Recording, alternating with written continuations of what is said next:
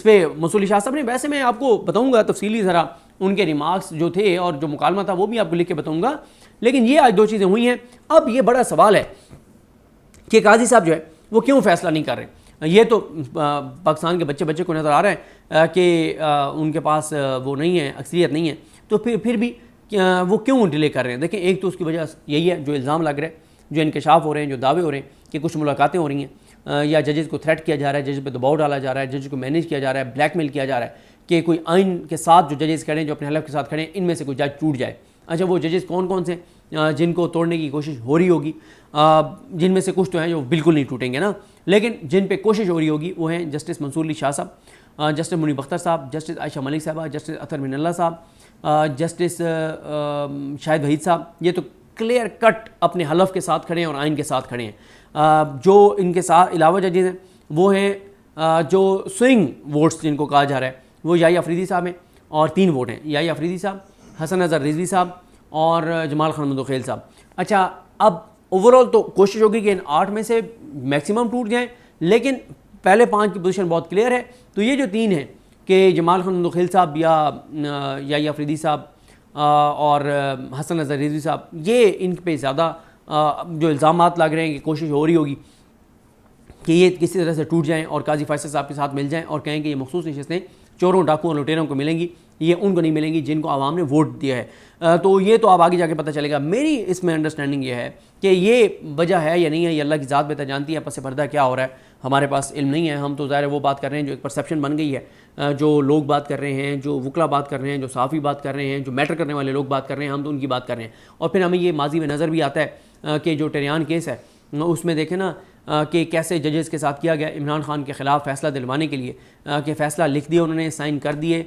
उसके बावजूद क्या हुआ, एक जज के बहनोई को उठाया गया, एक के वालिद के साथ जो कुछ किया गया, उनकी फैमिली के साथ जो कुछ किया गया, एक जज को हॉस्पिटल एडमिट होना पड़ा, मतलब किस कर्ब से गुजरना पड़ा, इजाफी सिक्योरिटी मांगनी पड़ी, बहुत कुछ हुआ उनके साथ। और चीफ जस्टिस जो इस्लामाबाद हाई कोर्ट है उनका किरदार भी अब टेरियान केस में वाज़ेह हो गया। तो अब उस बुनियाद पर यहाँ पर भी ये कहा जा रहा है कि क्या हो रहा होगा। फिर आप बाबर सत्तार साहब ने एक लेटर लिखा, उसमें उन्होंने बताया कि ऑडियो लीक्स वाले केस के दौरान उनको मैसेज दिया गया कि आप इतने आगे ना जाएं। फिर पेशावर हाई कोर्ट के जजेस ने लिखा कि हमें तो अफगानिस्तान से कत्ल की धमकियाँ आती हैं।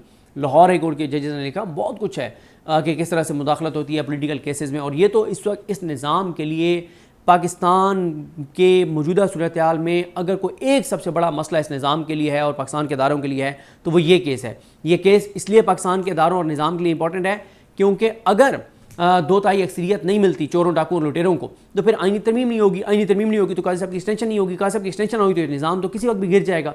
क्योंकि ये निज़ाम, जैसे कल हसनात मलिक साहब ने कहा कि इस निज़ाम के गारंटर काजी फाइज ईसा साहब हैं। और फिर एक चीज़ और मैं बड़ी इंपॉर्टेंट समझता हूँ कि उस पर बात करनी चाहिए। लेकिन एक मसला और भी है जो मुझे लगता है कि क्यों काजी फाइज साहब जो है वो इसको डिले पे डिले कर रहे हैं।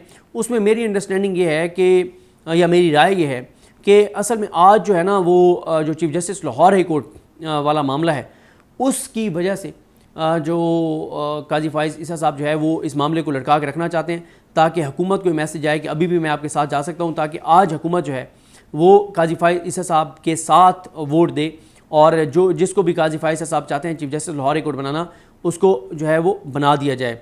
अब आते हैं उस चीज़ पर जो कल एक बहुत इंपॉर्टेंट ट्वीट था, वो उस ट्वीट पे मैं ज़रूर बात करना चाहता हूँ क्योंकि इस ट्वीट पे कल से बहुत ज़्यादा बात हो रही है कि ये असल में ट्वीट है जो काजी फाइज ईसा साहब जो कुछ कर रहे हैं उसके ऊपर ये एक ट्वीट है। सॉरी, वो मुझे ट्वीट ढूंढने में ज़रा टाइम लग रहा है, लेकिन वो मैं बताना आपको ज़रूर चाहता हूँ क्योंकि हाँ, ये आ गया। ये मतीउल्लाह जान साहब का ट्वीट है जिसमें मतीउल्लाह जान साहब कहते हैं कि निज़ाम इंसाफ का सफ़र शाही महल्ले से पोर्न फिल्म इंडस्ट्री तक।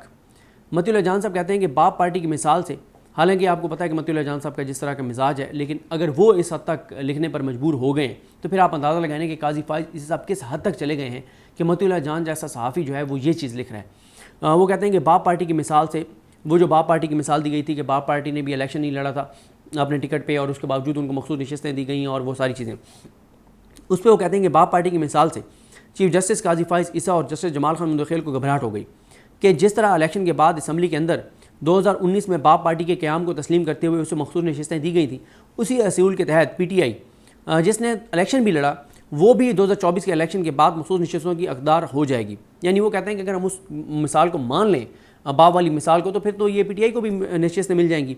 बेंच की तरफ से खैबर पख्तूनख्वा के एडवोकेट जनरल से मज़ीक़ा खेज सवाल किया गया, जिसके अल्फाज का चुनाव बताता है कि इन 2 जजेस ने PTI को मखसूस नशिस्तें ना देने के लिए जहन बना लिया है।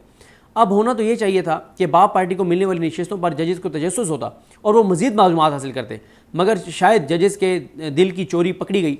इसलिए पूछा, आपने उस वक्त 2019 में बाप पार्टी को मिलने वाली नशिस्तों को चैलेंज क्यों नहीं किया था? ओ भाई मुअज़्ज़िज़, PTI तो 2019 में उस अमल के हक़ में थी और आज भी है कि किसी भी कमीशन की तस्लीम शुदा सियासी जमात को अगर इलेक्शन लड़े बगैर बाद में खुसूसी नशिस्तें मिल सकती हैं तो आज PTI को भी मिल सकती हैं।